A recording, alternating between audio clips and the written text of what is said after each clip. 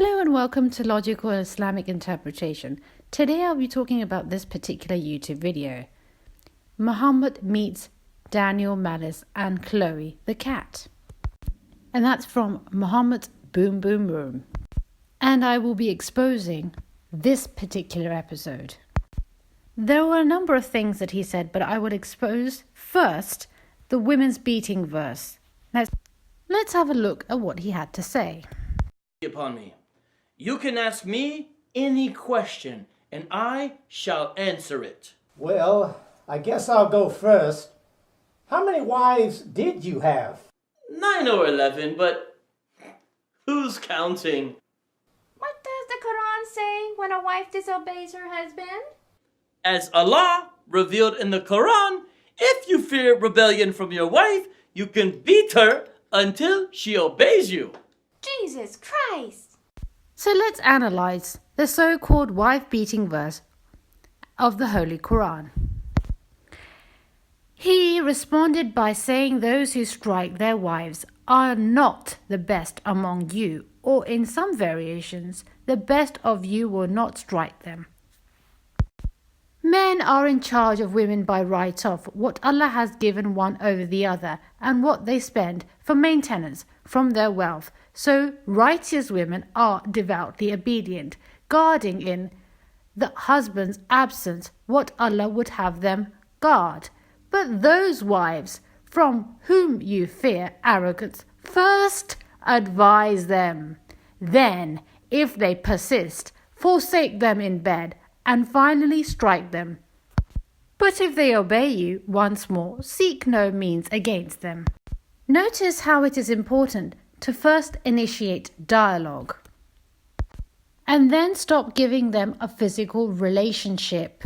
Forsake them in bed. Now I will explain the concept behind the striking. Documentation from Muslim scholars who specifically mention the toothbrush, miswak, as the beating stick. As defined by Hadith, it is not permissible to strike anyone's face, cause any bodily harm, or even be harsh. What the Hadith qualified as darban ghaira mubarri, or light striking, was interpreted by early jurists as a symbolic use of miswak, a small natural toothbrush. Basic principles, Jamal Badawi, PhD Muslim. Now what you see in my hand right now is actually a miswak, and I'm going to strike it. Now you must be wondering, what is the point of beating if the miswak beat is so light? It can't be that. That's dishonesty. The purpose behind this is so to show a discontentment that you have upset it, your husband. It's just a gesture and nothing more. Here are more sources. All the authorities stress that this beating, if resorted to at all, should be more or less symbolic, with a toothbrush or some such thing. Quoting the views of scholars of the earliest times, or even with a folded handkerchief. Some people just don't have an idea of what light beating is, and they think, oh, I've just given 1 or 2 slaps across the face and that's done. In Urdu, there's a word called tabki, which is like this, on the hand, but there's no English definition of that word. There's no exact English translation, so they use the word strike, no matter how light or heavy it is. Now let's have a look at this image right over here. Ask yourself one big question. Does it look like that this person, or this sort of person, first initiated dialogue? Does it look like that?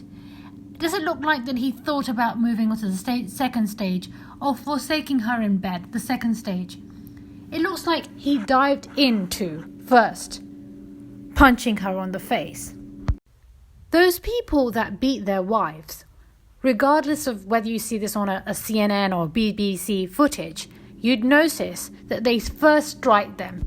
So by all means, this sort of person will be incorrect, because when people raise their hand on their wife, they are doing it in an angry state, in an emotional state.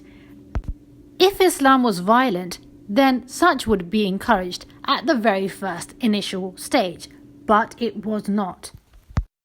Regarding difference in race, Prophet Muhammad ﷺ, peace be upon him, had to say the following. All mankind is from Adam and Eve.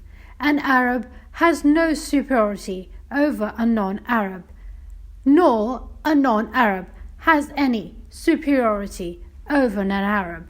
Also, a white has no superiority over a black, nor does a black have any superiority over a white, except by piety and good action. Let me tell you something. The Quran is the most authentic Islamic source in the world. What the Prophet said, did and said are the most authentic examples.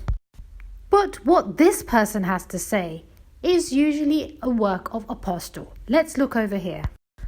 Just look at the first word, the apostle said. Look at this piece of text that he was showing. And now, my bit of information. Prophet Muhammad, peace be upon him, showing high regard of humanity irrespective of colour or race. So who is bigger, prophet or apostle? Look at the last sentence in this particular paragraph.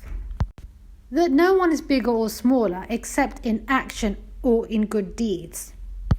So your actions determine whether you are big or small. This person is showing where he is by showing small and irrelevant text. In regards to how the Satan really does look like, then this is the actual reference. There is no counterpart to the red-skinned, pitchfork wielding demon of Christianity. During the Hajj, Satan is represented by a featureless stone pillar or wall. Pilgrims stone Satan by throwing rocks at the wall. And this is what it looks like. When I did my bit of research, and I found, in fact, Christians creating images of Satan, but not in any way the Muslims. We are not image creators. You did this to Jesus, meaning Isa, and then you did this to Satan. You don't find any difference. Even angels you represent naked. And what is this angel doing throwing Cupid's arrow? When the concept of fornication is prohibited in biblical and Islamic texts, this is clear fabrication of what exactly angels are about. You mock at Prophet Muhammad ﷺ, peace be upon him, that he said that he came across an angel Gabriel, who squeezed him or choked him to read. We cannot provide an explanation for this, but can you explain what is the logic, what is the ideology behind angels throwing love arrows? And sadly and shockingly, every year this is practiced on Valentine's Day. Prophet Muhammad's wife Khadija was not pagan, neither any of them were. It is in fact your family which celebrates Halloween every year. And if you say yours doesn't, so what? It is the Western culture. How was Prophet Muhammad ﷺ, peace be upon him, with slaves? This is a reliable source. Once Muhammad, peace be upon him, saw a slave grinding some grain on a grinding mill, driven by hand. As he ground the grains, he was crying. On seeing this, the Prophet became anxious. He asked the slave why he was weeping. The slave said, "I am sick. I cannot grind the grain. My master is very cruel, and he will beat me if I cannot finish my job." At this, the Prophet stepped forward and ground the rest of the grain, saying, "Always call me if you have any grain to grind. I will do it for you."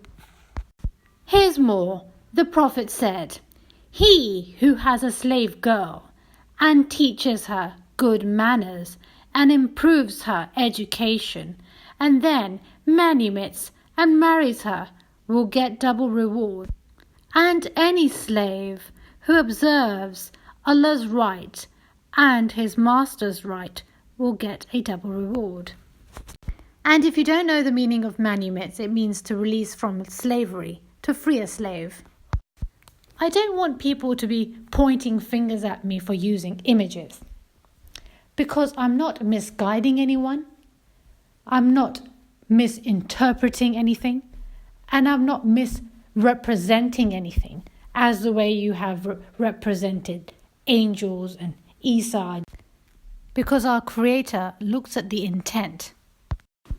Does it matter what was the race of our beloved Prophet and what was the color of his skin? Especially after he clearly said that all mankind is from Adam and Eve, and there's no superiority one over the other.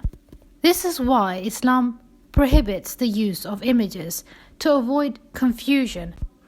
Confusion in regards to human equality, to avoid prejudice and racism. It was the Apostles' decision to publish the skin color or the skin tone of our beloved Prophet, but it was not our Prophet's decision to do that. Our Prophet was always in favor of promoting unity amongst people. I will now show you the reality of life.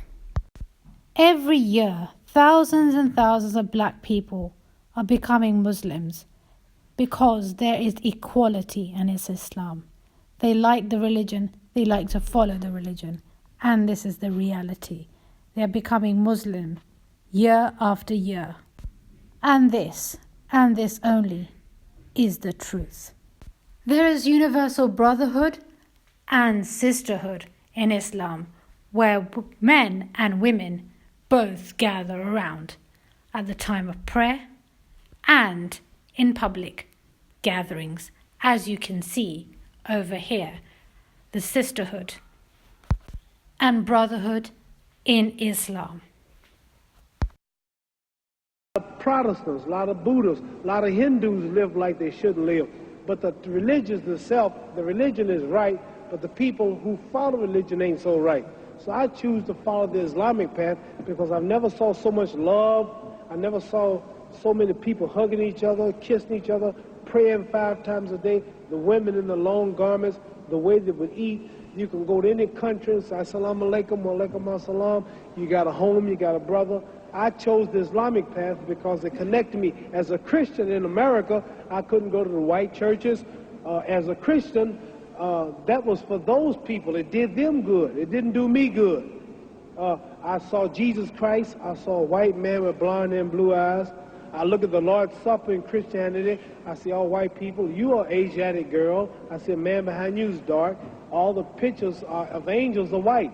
Why come we never go to heaven? Why come the Mexican don't go to heaven and fly around? Why the Puerto Rican, all the angels happen to be white angels? I look at Peter was white, Mary was white, Paul was white, God's son Jesus was white. Everything was white. Tarzan, the king of the jungles, he was white. And the angel food cake was made white, and the devil food cake was chocolate.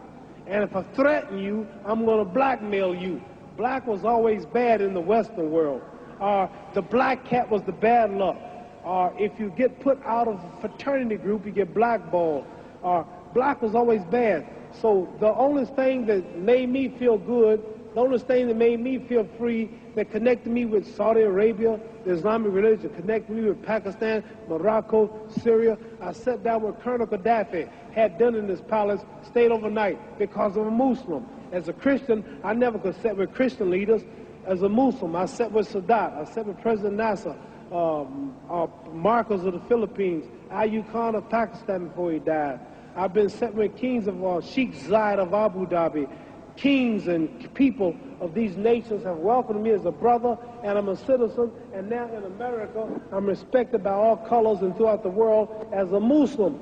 See, the name Muhammad is the most common name in the world. There are more Muhammads on the planet. There are 4 billion people on earth, and every 3rd person is a Muslim.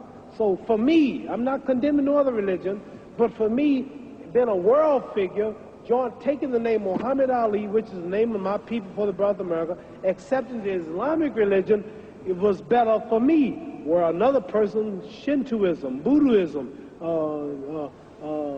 Christianity, Baptist, Catholic, Protestant, Jewish, that might fit another man.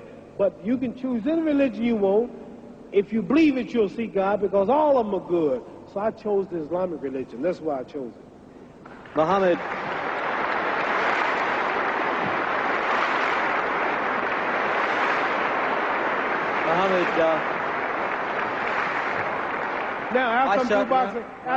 For Ibrahim Mumin, the great-grandson of a slave, Ramadan is an important opportunity to share his faith with non-Muslims.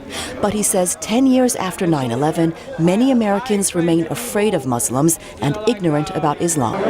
And I'm from the United States of America. I tell them, I pull up my passport, says the same thing as your passport says, United States of America. Imam Sharif says there is a strong connection between African Americans' historical struggle for freedom and equality since the end of slavery in the 1860s and the Islamic tradition of seeking spiritual freedom. Ramadan, he says, is a chance for black Muslims in America to remember that. You know, we're coming out of slavery, so there was a journey to see humanity free. And becoming Muslims through that experience, it was highlighting three particular words: freedom, justice, and equality. That's what we wanted. And every human being wants that. You keep on saying that Prophet Muhammad ﷺ, may peace be upon him, could not read. But there was a certain point, a certain time period when he could not read. After that period, when he obtained education, he gave people that education. There was a time in everyone's life when they couldn't read. But when you learn to read, then you can read. If you like my video, don't forget to subscribe and take care and goodbye.